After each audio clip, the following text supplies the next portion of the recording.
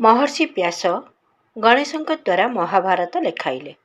महाभारत पूर्ण हेबारु व्यास गणेश को पचारे, महाभाव मु 24 लाख शब्द कही लेखाइली, किंतु आश्चर्यर कथा जे इतिमध्य आपण गोटे भी शब्द कहले नहीं, सर्वथा मौन रहिले।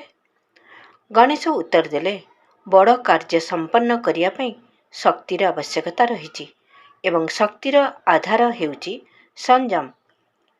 संयम ही समस्त सिद्धिर प्रदाता। बाणीर संयम रखी नथिले आपणकर ग्रंथ प्रस्तुत होइथांदा किपरि। अखंड ज्योति जनवरी 2024 पृष्ठा संख्या 51। विचार क्रांति दूत यूट्यूब ओडिया चैनल को सब्सक्राइब करिया सह परवर्ती वीडियो प्राप्त करिया पई बेल आइकन दबांतु एवं विचार क्रांति दूत ओडिया फेसबुक पेज सह जोड़ी हुंतु। धन्यवाद।